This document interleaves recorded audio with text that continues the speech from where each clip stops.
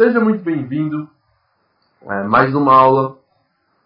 Hoje você vai entender quais são as desculpas que os bancos têm para mover o preço da forma que eles movem, para capturar a liquidez que eles capturam e para realmente fazer o preço mover na direção que eles querem. O mercado é sempre, eu digo isso, uma compra ou uma venda. Se o mercado está formando um padrão de resistência, quer dizer que aqui em cima tem bastante dinheiro. Eu tenho pessoas vendendo aqui. O banco, então, precisa... O que você precisa sempre lembrar é: o banco precisa comprar para vender, e o banco precisa vender para comprar. Por quê? Porque quando ele compra para vender, primeiro exemplo, ele compra muito dinheiro para manipular o preço subir, bater o stop loss e a liquidez está aqui em cima, para depois vender. Então, vamos colocar isso nas cores que fazem sentido. Tá?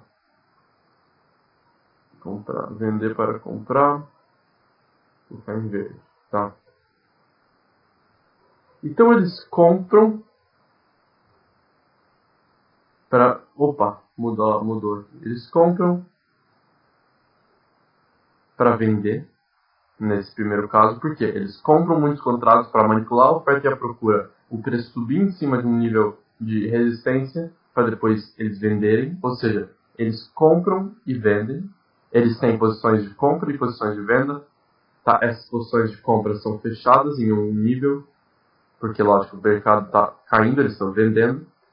Ou a gente tem, tá, isso aqui, e aí eles vendem para depois pegar a liquidez que está aqui embaixo e comprar. Tá? Então aqui nesse caso eles vão ter que fechar as posições de venda em algum ponto. Mas as posições de compra conseguiram entrar por causa da liquidez que estava aqui abaixo. Bom, isso você entende, tá? Isso é o conceito institucional de trading. Eles precisam comprar para vender ou vender para comprar. Nesse caso aqui, eles venderam muito dinheiro para que o mercado caia e capture toda a liquidez que está embaixo desse suporte, em forma de stop loss, em forma de ordens pendentes, e aí ele consegue entrar com uma posição grande, tá?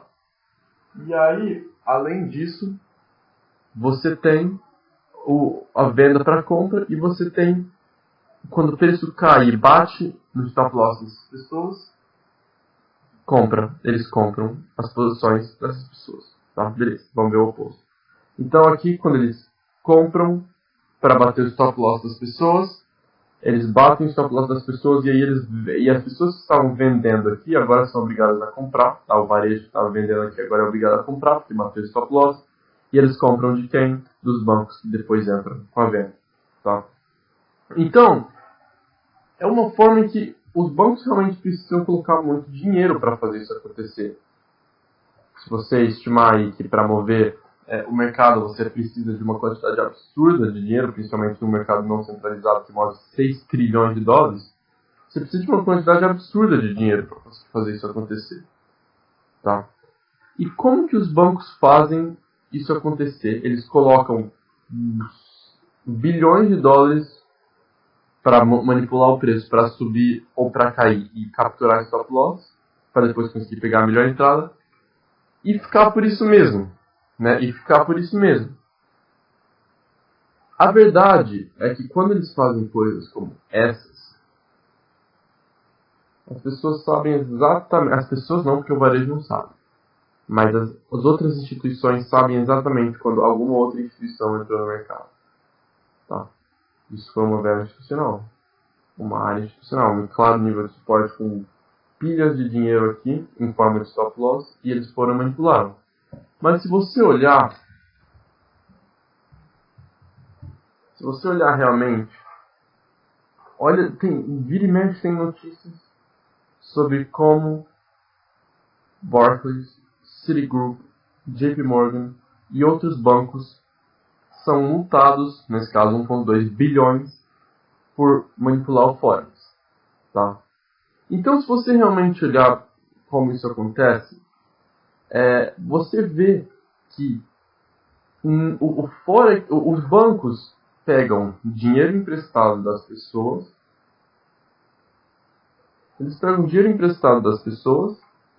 e aí eles, lógico, emprestam com juros muito maior, mas também eles pegam o dinheiro que as pessoas emprestaram e eles levam para o Forex para manipular o mercado com aquele capital, porque, lógico, o volume é movimento, e aí eles ganham muito mais. Tá? É assim que eles fazem.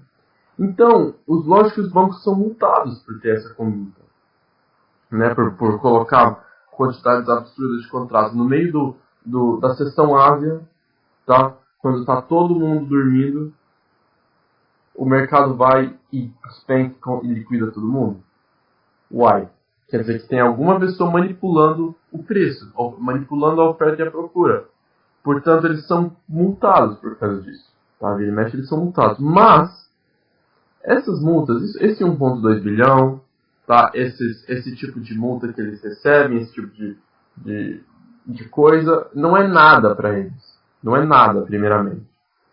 Porque eles sabem que quando eles entram em uma posição dessas, eles não ganham bilhões, eles ganham bilhões.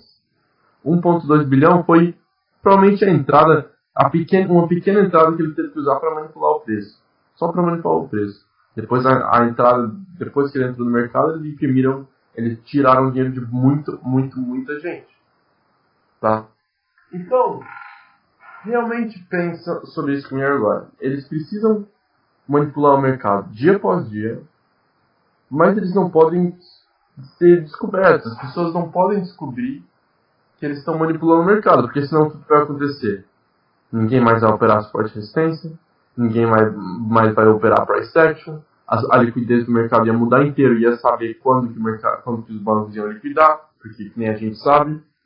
Então é lógico que eles precisam ser discretos. Tá? Mas duas coisas fazem uma grande parte nisso. A primeira coisa é que quando você cresce numa sociedade como a nossa, a gente começa a aceitar os conceitos que a gente é ensinado como verdade.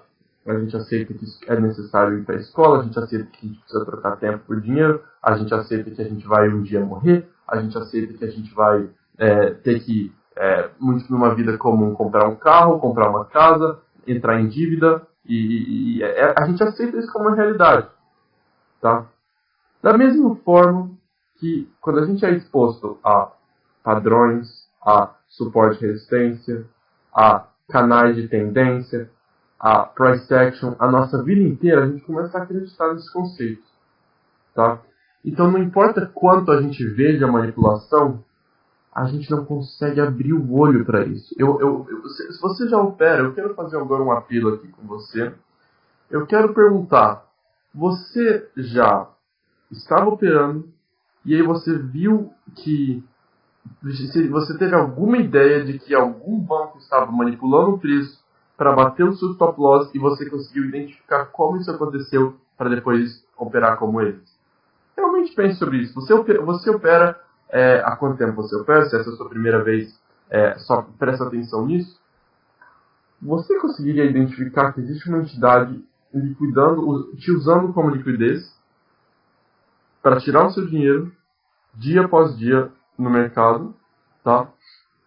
E você percebe isso? Muito provavelmente não, porque a gente foi treinado a ver suporte e resistência, é isso que a gente entende. A gente entende pullback, a gente entende price action, a gente entende padrões de engolfo, isso é simples, a gente foi ensinado a acreditar nisso.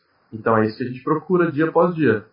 E se a gente mostrar isso para uma pessoa de price action, lógico, eu não sei como o price action exatamente funciona, mas aqui muito provavelmente alguém vai falar, olha um padrão de engolfo.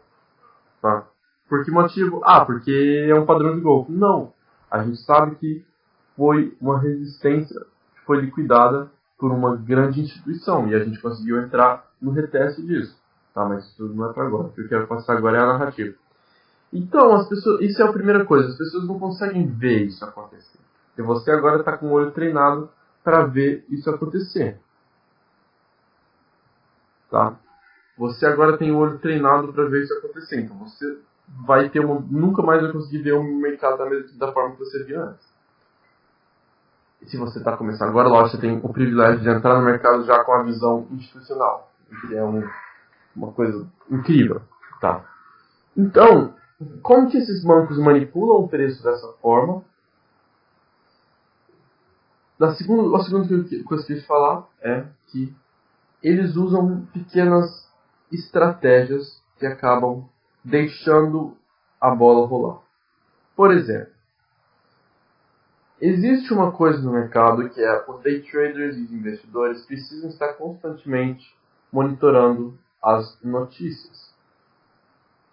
Tá? Eles precisam estar de olho no que se passa no mundo fundamental de notícias. Quais são as notícias do dólar, quais são as notícias da libra esterlina, o que está se passando no euro, na Europa, se tem algum cara importante que nem o chairman, qual é o nome dele? Jerome Powell, tá? Quando esse cara fala, tem uma grande influência no mercado, tá? Quando o Trump fala. Então, se a gente pegar aqui, isso aqui é o Forex Factory, o site que eu uso para analisar as notícias do dia, tá? Você vê aqui, Final Manufacturing PMI, Construction Spending, todas as notícias têm relação a um par. E a gente tem vários tipos de pastas. A pasta amarela é uma pasta que não influencia tanto as opiniões do público. Por quê? Porque são notícias de baixa relevância. As laranjas são um pouco mais de influência no mercado, tá? Member Haskell Speaks, um discurso, Manufacturing PMI, Meeting Minutes. Então, assim, são coisas que já trazem mais especulação. E as pastas vermelhas são as pastas de grande impacto no mercado. E essas, por exemplo, Average Hourly NFP, Non-Farm Employment Change, Non-Farm Payroll, tá? Esse tipo de notícia, President Trump Speaks, esse tipo de notícia é muito especulativo. Então os bancos não veem isso como uma notícia que o presidente do Trump vai mudar completamente o mercado. Não.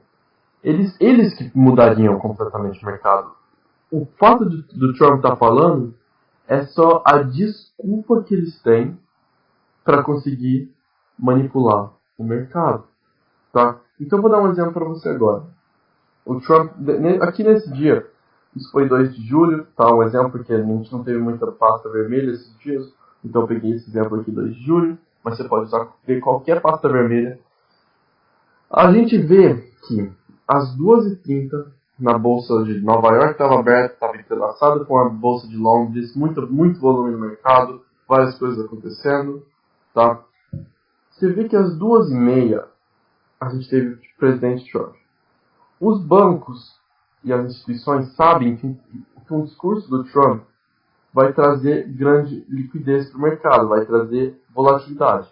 E quando essa volatilidade está junto com um padrão, vai ter muito mais opinião no mercado. E muito mais opinião é muito mais dinheiro para os bancos. Tá?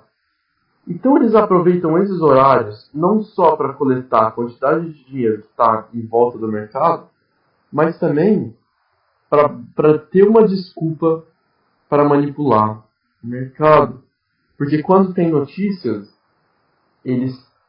é como se eles conseguissem se safar de ter uma grande manipulação. Por quê? Porque a única coisa que eles precisam falar era uma hora de grande volatilidade, os preços estavam instáveis, eu decidi tirar minha posição. Não tem como ninguém chegar neles, por causa da quantidade de ordens que estão sendo processadas no order book de Forex. Lógico que não tem order book centralizado, porque não é um mercado centralizado, mas a quantidade de ordens vai absurda. E isso causa uma grande desculpa, uma grande máscara para os bancos entrarem. Então eles conseguem fazer os movimentos de manipulação, levar o preço onde eles querem, capturando toda a liquidez que eles querem. Vou dar um exemplo para você, porque eu sei que é complicado visualizar isso de uma forma abstrata, com desenho, mas se você assistir várias vezes e realmente prestar atenção, eu prometo que isso vai fazer sentido. Tá? Então olha só. Dia 2 de julho, a gente tinha a 1h30 do meu horário aqui da Europa, a gente tinha aqui, ó, 1h30. A 1h30, se você olhar, 1h30 até as 2h30 primeiro, tá? Aqui embaixo tem o horário, então dá pra você conferir comigo. Da 1h30 até as 2h30,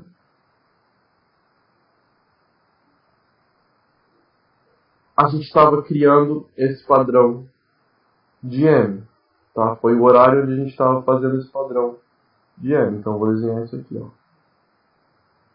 Tá? Então é o que eu acabei de mostrar para você, tá? A gente estava fazendo um padrão de M e tinha muita liquidez embaixo e muita liquidez em cima, muita mesmo, tá? Muita mesmo, porque eram várias notícias acontecendo nessa hora, tá? Então se você abrir para ver, olha o que aconteceu. A gente estava atraindo opiniões do mercado, e quando eu falo atraindo opiniões, eu falo muita opinião mesmo, porque era um horário de notícia e a gente fez um padrão de M. Então os bancos, a gente sabe que eles têm a desculpa de mover o preço nesses horários, porque é um horário de grande especulação e é um horário de grande liquidez e volume. Então eles podem manipular o preço. Olha só o que acontece. A gente chega, depois dessa notícia das 2h25, a gente tem o presidente Trump falando. E na hora do presidente Trump falando, depois dessas notícias, quando o presidente Trump vai para falar, às 2h30, uma grande vela institucional, uma grande área institucional é formada. 2h30, olha só, 2h30. Tá? Então, no discurso do Trump, eles capturam toda essa liquidez aqui. Vamos colocar em vermelho, porque eles capturaram. Toda essa liquidez aqui foi capturada. Todas as pessoas que estavam vendendo nessa resistência, agora bateram o stop loss e venderam a posição para os bancos. Então, os bancos usaram a desculpa. Olha que perfeito isso, pessoal. Olha que perfeito isso. Os bancos usaram a desculpa de que o preço, tá, que era um discurso do Trump, eles usaram essa desculpa para liquidar a quantidade absurda de liquidez que estava presa em cima dessa resistência e embaixo. Por quê? Porque eles capturam o preço aqui em cima, eles levam o preço para baixo e ganham mais momento ainda, tá? Voltam para mitigar. Isso é o que você vai aprender, se você já não aprendeu em outra aula, que é a mitigação, é onde a gente entra, tá? Então, você realmente precisa treinar o seu olho para enxergar isso. Esse é o sniper, tá? Você realmente precisa treinar o seu olho para enxergar isso. Se eu, quando vejo isso, eu já sei, sem ter que desenhar a linha de suporte e resistência, eu já sei que teve manipulação e teve um reteste. Tá? Mas o que você precisa fazer é entrar num estado de consciência competente, onde você vê o que você precisa ver e analisa de uma forma fundamental. E quando você começar a aprender essas intricacias que eu faço aqui, que nem fica de olho porque em hora de notícia e alta volatilidade, os bancos têm uma desculpa para mover o preço em cima de um nível de resistência enorme, por exemplo. Tá? Vamos supor, então, que você pegou essa entrada. Você pegou essa entrada não aqui, porque o banco poderia muito bem ter levado o preço até aqui em cima. Você não sabe isso. É mais arriscado entrar aqui. Portanto, você quer entrar aqui,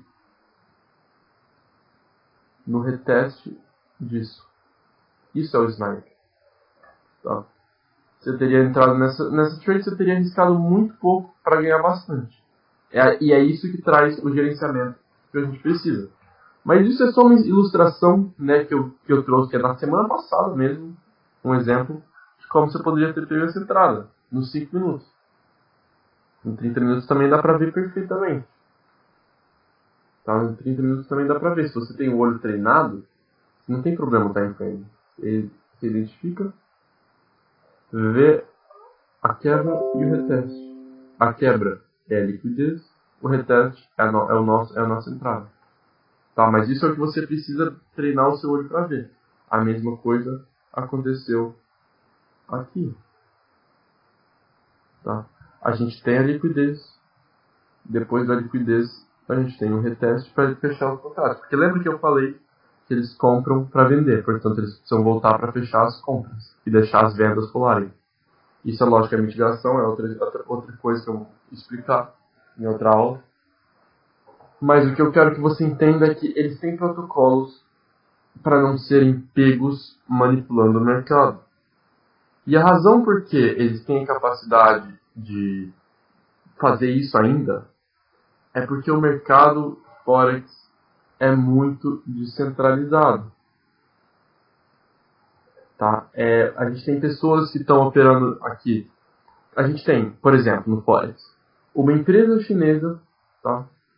Uma empresa chinesa que acabou de vender 2 trilhões de dólares em sapatos, e eles acabaram de vender nos Estados Unidos, ou nos Estados Unidos não, porque, lógico, levar produto para lá, mas eles conseguiram vender 2 trilhões de dólares em sapato, sei lá, de dropshipping nos Estados Unidos. Tá, eles venderam. Agora o dono dessa empresa, que, para quem não sabe, lógico, dropshipping é vender coisas que são muito baratas e feitas na China nos Estados Unidos por preço de varejo. Tá? Eles conseguiram então vender 2 trilhões em AliExpress, e agora esses 2 trilhões de dólares que foram pagos precisam ser levados, vamos supor, né, para o dono que mora na Europa. O dono é chinês, mas ele mora na Europa, porque eu quero usar o exemplo do euro. Agora, esses 2 trilhões, lógico que 2 trilhões não é uma quantidade tão realista, mas 2 bilhões, e aí eles têm que levar para o euro, porque eles estão levando dos Estados Unidos para o euro. Essa transação já é uma grandíssima transação, tá? E isso influencia a oferta e a procura do mercado, mesmo sem eles estando com vontade de manipular o mercado. Eles já moveram a oferta e a procura, porque eles trouxeram tanto dinheiro do dólar para o euro. Então eles já tiveram uma desestabilização na oferta e procura, tá? Eles acabaram de vender dólar e comprar euro. Então, o que você precisa entender realmente é que o mercado é descentralizado, então os bancos conseguem manipular o preço e se safar muito mais fácil, tá? Porque qualquer um consegue participar do Forex. Essa empresa, por exemplo, uma outra empresa que é da Alemanha e que trouxe dinheiro para algum lugar, alguma instituição que quis levar dinheiro para outro dinheiro, e é por isso, para outra moeda, e é por isso que existem empregos, tá? Existem empregos que são feitos não empregos, mas existem cargos que são feitos só para uma grande empresa conseguir levar o dinheiro, porque ela atua nos Estados Unidos, que nem o exemplo que eu dei, ela opera nos Estados Unidos, ela opera lá, mas ela tem a filial na Europa, ou a matriz, desculpa, né, vamos falar. Então tem cargos que são só responsáveis por operar nesse mercado para levar o dinheiro em dólar para o euro e ter o melhor câmbio possível. Porque se eles não tivessem um cargo para trazer o dinheiro que eles conseguiram ganhar nos Estados Unidos e trazer para a Europa, então eles iam acabar perdendo dinheiro na flutuação, porque iam pegar, quando você tem 2 bilhões de dólares, lembra, 2 bilhões de dólares são vários pips, são vários lotes. É como se eles, 1 minuto aqui, em 15 minutos, meia hora depois, eles teriam perdido 20 mil dólares, tá? Só por essa bobeira. Então acaba sendo uma grande quantidade de dinheiro perdida. Então eles precisam contratar uma pessoa só responsável para trazer o dinheiro da filial que está nos Estados Unidos, ou sei lá eu, tá? Nos Estados Unidos, para a Europa, que é a matriz, vamos supor. E aí tem uma pessoa responsável só para fazer isso acontecer. Então é um mercado muito descentralizado, isso é algo que eu queria chegar, tá? Então os bancos têm a capacidade de fazer isso acontecer de uma forma muito mais simples. Manipular o preço para ter a liquidez do lado oposto, que eles sabem exatamente onde está, porque eles têm acesso a várias coisas para saber. E eles sabem que tem dinheiro aqui em cima em forma de stop loss, em contratos, então eles conseguem manipular. Isso é outra forma que eles operam nesse mercado e não são e conseguem se safar, vamos falar, tá? O outro ponto é que esses bancos que são enormes, que operam no mercado do Forex, por exemplo, são bancos que são donos de tudo, tá? JP Morgan, Deutsche Bank, Citi, XTX Markets, UBS, esses bancos aqui controlam, por causa do tamanho, quantidade de dinheiro que essas corporações têm, eles controlam em grande parte do sistema judiciário, eles controlam grande parte das corporações que você vê, eles controlam a mídia, por causa da quantidade de dinheiro. Esses caras aqui têm a capacidade de fazer muita coisa acontecer. O Forex é o maior mercado do mundo. O pessoal fala, mas é o Forex. Não, o Forex é o maior mercado do mundo. E movimenta 6,6 trilhões de dólares todos os dias. Mais que a dívida nacional. Mais que a dívida nacional em um dia. Tá? No Brasil. Então, você realmente precisa entender que se esse é o maior mercado do mundo, tem dinheiro em quantidade para eles capturarem. Tem dinheiro em quantidade. E eles conseguem isso ao manipular o mercado da forma que eles manipulam todos os dias. E a nossa responsabilidade é conseguir pegar as ações deles e pegar o melhor risk to reward, que é risco por retorno, possível. Tá? Esse é o nosso objetivo. É a única coisa que a gente tem que se preocupar. Onde eles manipularam o preço, onde eles vão retestar. Por quê? Porque ao se preocupar com isso, você não tem que se preocupar com toda a bobagem que eles passam nesses cursos, com toda que é suporte, que é resistência. Você vai ter que ver o nível de resistência, mas isso é só você ver um padrão de M, para saber que daqui a pouco vai ter algum banco vindo liquidar esse M. E você fazer isso, você só precisa disso para ganhar dinheiro no day trade. Pessoal, vou falar uma coisa agora para você. E preste atenção nisso de coração. Escreve aí. Se você não está com caderno, o que você está fazendo? Vai pegar um caderno. É muito importante que você está escrevendo tudo isso. Tá? Se você... No mercado financeiro, eu falo isso, muita gente diz isso também, mas eu vou te dar uma perspectiva que talvez você não tenha até hoje. Só.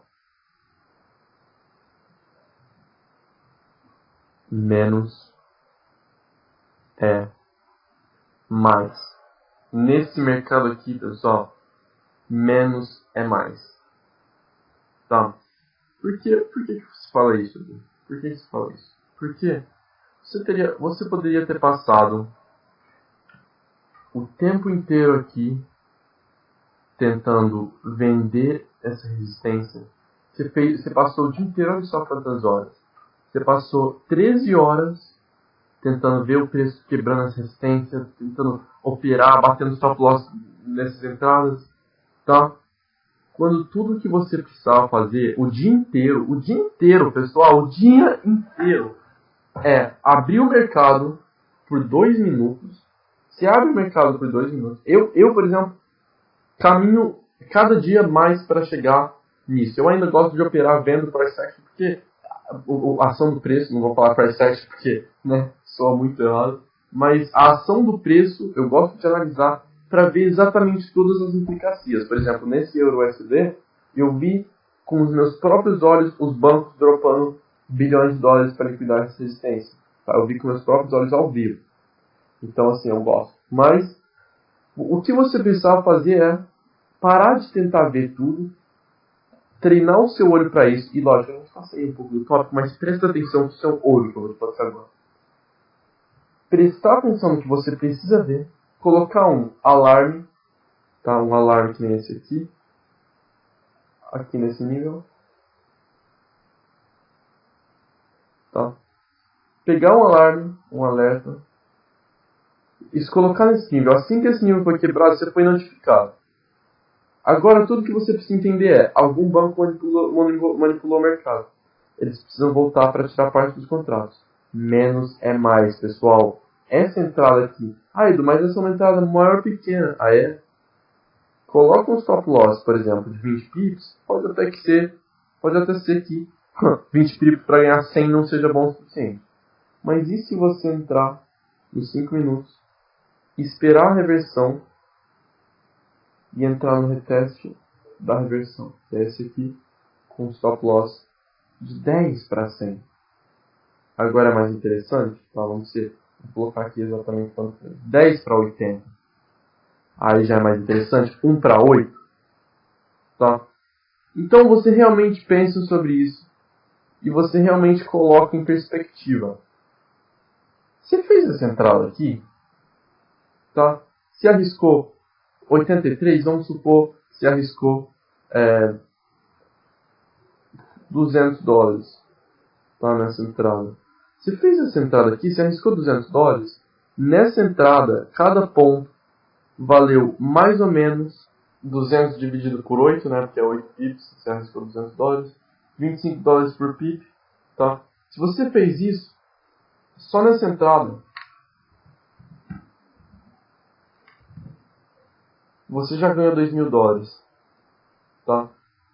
Você já ganhou $2.000. Você ganhou $2.000, isso são R$10.000 numa entrada. O que você faz? O que você faz depois de entrar aqui? Você sai, amigão. Você sai. Você pega esses 2K e você sai. Pra que você vai tentar reentrar depois, pegar a baixa, pegar... Se você já fez a grana que você precisava no dia que está na semana que está no mês. Menos é mais. Depois que você faz 2K, você entra no estado de euforia e você vai procurando tudo. Aí você vai e você compra muito cedo. Você vai no stop. Vamos supor menos 500, você fez o entrada errado. Você vai de novo, tal. Errou de novo, menos 300. Agora seus 2K já viraram 1K. Se você tivesse saído da sua grana e esperado no dia seguinte para que outro setup perfeito aparecesse, assim que funciona o menos é mais. Então eu só queria passar isso para você realmente pensar nesse tipo de coisa. Tá? Em vez de tentar procurar tudo o tempo inteiro, se não está te apresentando o que você quer ver, não entra. Não entra, porque não vale a pena. Mesmo que você ganhe, o que você arriscou não é o que você queria arriscar. Tá? Então, realmente, fica de fora. O que eu quero que você pense comigo é... se nada mudar, nada muda. Então, você precisa colocar a sua análise da forma de uma forma que difere o que você esteve fazendo no passado que não funcionou. Se no passado você operava com gerenciamento de 1 para 1 e você nunca conseguiu chegar em lugar nenhum, está na hora de mudar. Se nada mudar, nada muda. Se antes você usava um gerenciamento de 1 para 2 e nunca chegou em tanta consistência, agora está na hora de tentar usar um 3 para 1. Se você usava um 3 para 1, mas a sua estratégia era meio ruim, você usava suporte e resistência, agora está na hora de trocar e se tornar uma instituição. Então, é isso que eu quero passar para você. Mas voltando para o tópico da aula, né, que é como os bancos usam as desculpas para manipular o mercado, tá? O que você precisa entender é que o Forex é um mercado descentralizado e por causa disso, fica muito mais fácil manipular o preço e conseguir as melhores entradas, porque as pessoas que têm volume, que são esses bancos, eles têm capacidade de manipular a oferta e procura através dos lotes, através dos contratos, porque é isso que move o mercado. E isso, você fala, Edu, mas não tem muito mais gente que tem instituições? Tem 7 bilhões de pessoas, instituições devem ter umas 1000. Né, fazendo conta de padeiro, não vou nem falar isso porque eu não gosto de adivinhar, mas vamos supor que vamos criar um número hipotético de 10 mil instituições operando no mercado. E vamos criar um número hipotético, sei lá, tem muita gente, tem muito mais varejo que instituição, não é, Edu? Sim. Mas as milhões de pessoas no varejo têm mais dinheiro que as 10 top instituições? E a resposta é não. Em nenhum dia, nunca. Tá? E é por isso que eles sempre vão girar o monopólio dessa forma. Vai acontecer mais do mesmo para sempre nesse mercado. Porque as pessoas que têm dinheiro vão usá-lo para manipular o preço e ganhar mais. Porque elas têm tanto dinheiro, para elas ganharem mais dinheiro, elas precisam se tornar uma forma de liquidar e tirar o dinheiro a alguém. Porque se todo mundo ganha, o mercado não funciona. Não dá para todo mundo ganhar. Para alguém ganhar, alguém tem que perder. Então você quer que, para você ganhar, quem tem que perder é o banco. Por quê? Porque você não foi parte da liquidez dele e você entrou junto com ele. Então você tirou uma porcentagem do que ele teria ganhado. E é isso que a gente quer fazer. Tá? Isso também vai muito com uma questão moral. Né? Para quem pensa sobre isso, você não está tirando dinheiro do varejo, você está tirando dinheiro das instituições, você está tirando dinheiro dos caras que têm trilhões. Não do João que está operando ali tentando ganhar um dinheiro. Tá? Porque quando você entra junto com a instituição, você é uma pessoa que usou, que pegou parte da liquidez que o banco tirou. Por quê? Porque você entrou junto com ele. Então você está tirando uma porcentagem do ganho dele. Lógico que não funcionaria assim, por quê? Porque eles entraram com tanto dinheiro que a posição que você entrou não faz diferença para eles. Tá? Mas é só um ponto interessante de se pensar. Então, isso é tudo o que você precisa saber na aula de hoje. Tá? É uma aula mais curta, mas o que você precisa entender é que os bancos usam as notícias como uma desculpa para mover o preço. Porque se eles estão baseados no employment change, eles podem falar, era uma hora de grande especulação, o preço moveu. Mas a questão é, eles nem têm que falar nada. Porque o mercado nessa hora tem tantos contratos que não dá para exatamente rastrear exatamente onde o banco entrou, exatamente onde o banco saiu. Porque se eu te mostrar um order book de Bitcoin, você ainda consegue. Por quê? Porque o order book que eu mostro de Bitcoin é em uma corretora, tá? Por exemplo, aqui na Bitstamp, tá? É um order book de corretora, onde todas as pessoas que estão operando aqui estão na corretora. Beleza? Mas no Forex não funciona bem assim. Entendeu? No Forex não funciona bem assim. No Forex é um order book, já que não é centralizado. Aqui é centralizado por quê? Porque é Bitstamp. É como se todo mundo que entrasse no mercado usando a Bitstamp está aqui. No Forex não consegue ter isso. Então os bancos aproveitam muito disso. Tá? Então é muito bacana aprender sobre isso. É muito bacana você realmente entender como que esses bancos estão tirando dinheiro das pessoas e como eles se safam através de ter um mercado descentralizado e através de ter as notícias como desculpa para movimentar o preço. E também o fato de que as pessoas estão treinadas para ver o que elas sempre viram. Tá? Ficou artístico esse desenho, né? Então, para recapitular essas três coisas, o mercado do Forex está descentralizado, os bancos têm uma grande vantagem, tá? As notícias servem como uma desculpa para mover o preço em grande porte, tá? E isso faz com que, quando acontece alguma coisa de notícia de alto impacto, eles têm uma desculpa para mover o preço exatamente onde eles querem. Por quê? O que alguém vai falar? Ah, ele teve uma liquidação. Não, foi o unemployment rate. Então eles aproveitam disso para colocar ainda mais liquidez no mercado e se safar, tá? E a terceira coisa é que as pessoas estão treinadas para ver o que elas sempre viram. Então elas não conseguem ver isso aqui. Se você opera há um tempo, você é um exemplo. Você já conseguiu ver isso aqui? Sempre esteve na sua frente, como a Matrix. Como a Matrix. Você sempre esteve nessa realidade. E o meu único objetivo é te oferecer a pílula vermelha. É ver qual é a realidade do mercado. Tá? Tendo dito isso, eu espero que você tenha aprendido essas 3 coisas que eu expliquei. Tamo junto e a gente se fala na próxima.